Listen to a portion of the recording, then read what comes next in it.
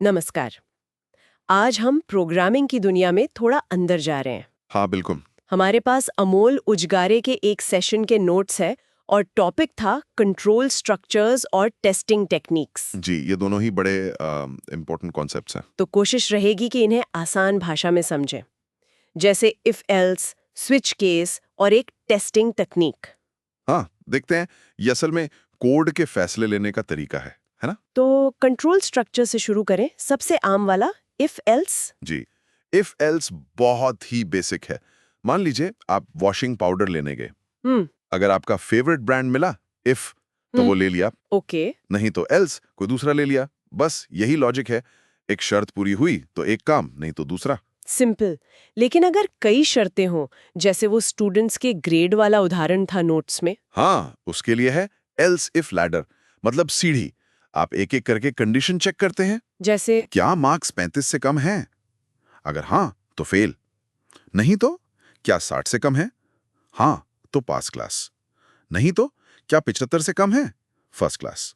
ऐसी आगे बढ़ते जाते हैं। अच्छा, और जैसे ही कोई कंडीशन सही मिलती है। बस उसका कोड चलता है और बाकी की चेकिंग बंद हो जाती है। वो आगे नहीं देखता फिर। समझ गई। अब इसी ग्रेडिंग लॉजिक को टेस्ट करने की बात आई थी एक खास तकनीक, इक्विवेलेंस पार्टीशनिंग। हाँ बिल्कुल।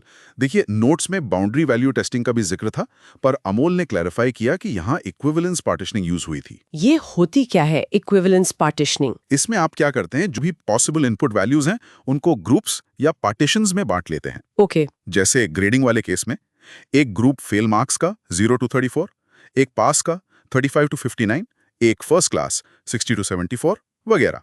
और हाँ, कुछ गलत इनपुट का ग्रुप भी, जैसे नेगेटिव नंबर या 100 से ज्यादा। ठीक है। हर ग्रुप से बस एक या दो वैल्यू लेकर टेस्ट करते हैं, ये मानकर कि अगर एक वैल्यू उस ग्रुप में सही काम कर रही है तो बाकी भी करेंगी। अच्छा, तो मतलब कम टेस्ट केस में ही सारे सिनारियो कवर हो जाते हैं। एग्जैक्टली। टेस्टिंग काफी एफिशिएंट हो जाती है इससे। ये बढ़िया है।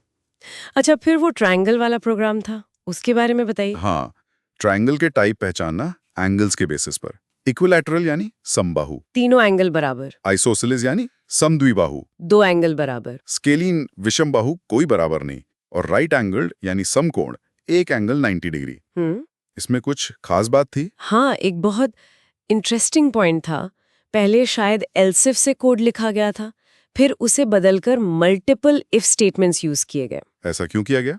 सोचिए, एक ट्रायंगल है जिसके एंगल्स हैं 45, 45 और 90 डिग्री। ठीक है। ये आइसोसेलेस भी है, दो एंगल बराबर। हाँ। और राइट एंगल भी एक एंगल 90, है ना? हाँ है। अब अगर आप एल्स इफ यूज करेंगे तो जैसे ही पहली कंडीशन, मान लीजिए आइसोसेलेस वाली, ट्रू होगी, प्रोग्राम वहीं रुक जाएगा। वो ये चेक ही नहीं करेगा कि वो राइट एंगल्ड भी है या नहीं। ओहो, तो मल्टीपल इफ लगाने से मल्टीपल इफ लगाने से प्रोग्राम हर इफ कंडीशन को अलग अलग चेक करता है, तो वो बताएगा कि ये आइसोसेलेस भी है और राइट एंगल्ड भी है। ये तो बहुत जरूरी फर्क है। मतलब कोड का स्ट्रक्चर तय करता है कि आपको कितनी इंफॉर्मेशन मिलेगी। बिल्कुल, खासकर जब एक से ज्यादा कंडीशन एक साथ सही हो सकती हों। और वो बेसिक शर्त भी थी ना ट्रायंगल बनने की। हाँ, वो पूर्णिमा शर्मा ने पॉइंट आउट किया था नोट्स में कि तीनों एंगल्स का जोड़ 180 डिग्री होना चाहिए और हर एंगल 0 से बड़ा होना चाहिए।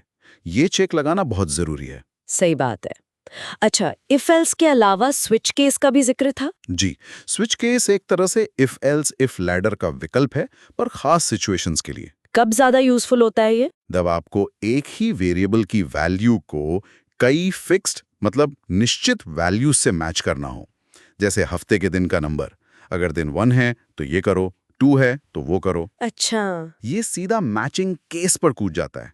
इसमें ब्रेक लगाना बहुत जरूरी होता है हर केस के बाद। ब्रेक क्यों? अगर ब्रेक नहीं लगाएंगे तो एक केस मैच होने के बाद प्रोग्राम नीचे के सारे केस अपने आप चला देगा बिना कंडीशन चेक किए।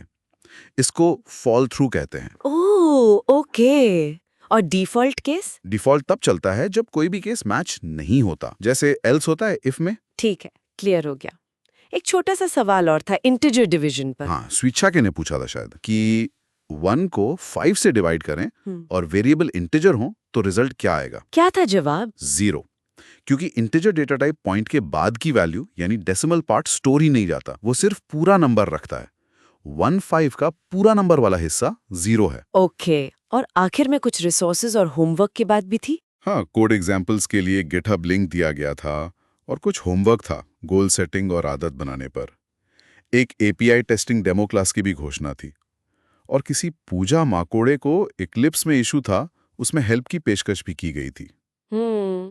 तो कुल मिलाकर इस चर्चा से हमने समझा कि प्रोग्रामिंग में फैसले कैसे लिए जाते हैं, if else, multiple if, switch case से। और ये भी कि कोड को टेस्ट करना कितना जरूरी है और इक्विवेलेंस पार्टीशनिंग जैसी तकनीकें कैसे इसमें मदद करती हैं। हमने देखा कि कैसे कोड का स्ट्रक्चर रिजल्ट को बदल सकता है, जैसे वो ट्रायंगल वाले केस में। बिल्कुल, ये छोटे छोटे बिल्डिंग ब्लॉक्स ही बड़े सॉफ्टवेयर की नींव होते हैं। आज के लिए इतना ही रखते हैं। हाँ, पर जाते जाते एक सवाल मन में आता है। ये जो हमने सिंपल कंट्रोल स्ट्रक्चर्स देखे, इतने बड़े और कॉम्प्लेक्स सॉफ्टवेयर सिस्टम्स में जहाँ लाखों फैसले लेने होते होंगे, ये कैसे मैनेज होते होंगे? सोचने वाली बात है। इसमें काफी हैं उन सभी अजीबो-गरीब, अनएक्सपेक्टेड इनपुट से निपटने के लिए जो रियल वर्ल्ड में सॉफ्टवेयर के सामने आते हैं।